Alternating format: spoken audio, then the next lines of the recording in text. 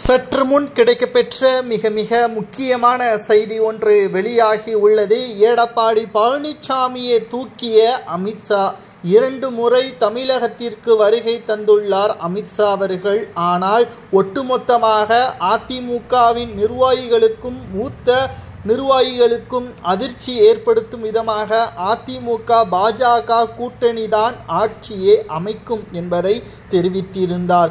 ஒருபோதும் அதிமுக ஆட்சியில் யாருடனும் பங்கு போடாது என்பதை ஏற்கனவே எடப்பாடி பழனிசாமி அவர்கள் தெரிவித்திருந்த நிலையிலும் கூட தொடர்ச்சியாக அமித்ஷா அவர்களது பேச்சு நிர்வாகிகளுக்கும் எடப்பாடிக்கும் கலக்கத்தை ஏற்படுத்தியுள்ளது. அது மட்டுமல்ல, 50 தொகுதிகளையும் பாஜக கேட்டுள்ளது.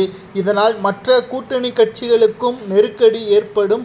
பன்னீர்செல்வமும் சசிகலாவிற்கும் தொகுதிகள் வழங்கப்படும் என்பதையும் அமித்ஷா அவர்கள் மறைமுகமாக மேடையிலும் நேரடியாக ஹோட்டலிலும் எடப்பாடி பழனிசாமி மற்றும் அவரது ஆதரவாளர்களிடமும் தெரிவித்திருக்கிறார்.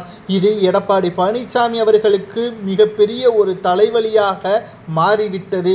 குறிப்பாக அமித்ஷாவின் நோக்கமே தமிழகத்தில் கிட்டத்தட்ட 25 தொகுதிகளுக்கு மேலாக வெற்றியடைய வேண்டும் என்பதுதான் பாஜகவின் நோக்கம். ஆயுதமாக எடப்பாடியை பயன்படுத்தி வருகிறார். தற்பொழுது இதற்கு செவிமறுத்த எடப்பாடி பழனிசாமி அவர்கள் நேரடியாக அறிவித்துவிட்டால் அமலாக்கத்துறை அதிகாரிகள் மூலம் ஒட்டுமொத்தமாக கூண்டோடு டெல்லிக்கு தூக்குவதற்கான ஏற்பாடுகளையும் செய்வார். ஏனென்றால் ஆளும் கட்சியான திமுகவிற்கே இந்த நிலைமை என்றால் எதிர்க்கட்சியான அதிமுகவின் நிலைமை மிக மோசமாக மாறிவிடும்.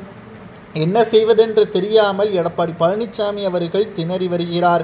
அதிமுக ஒன்றிணைந்து இருந்தால் யார் காலையும் பிடித்திருக்க தேவையில்லை. அது எடப்பாடிக்கு தெரியவில்லை. எடப்பாடி பழனிசாமியின் பதவி மட்டும்தான் பாதுகாக்க வேண்டும் என்று நினைத்து கொண்டிருந்தாரே தவிர அதிமுக வெற்றியடைவதற்கு வழி என்ன? பாஜக காலில் விழுவதை விட ஓபிஎஸ்ஸுடன் சமாதானமாக சென்று 2021 ஆட்சிக்கு முன்பாக அதிமுகவின் ஆட்சி எப்படி நிகழ்ந்ததோ அதேபோல் செயல்படுத்தி இருக்கலாம். இது எடப்பாடி பழனிசாமி அவர்களுக்கு நன்றாகவே தெரியும். ஆனால் அவர் தனது பதவியை விட்டுக் கொடுக்க கூடாது என்பதில் மும்முரமாகவே இருந்துள்ளார். தற்பொழுது எடப்பாடி பழனிசாமியை டெல்லிக்கு தூக்குவதற்கு முடிவு செய்து விட்டார் அமித்ஷா அவர்கள்.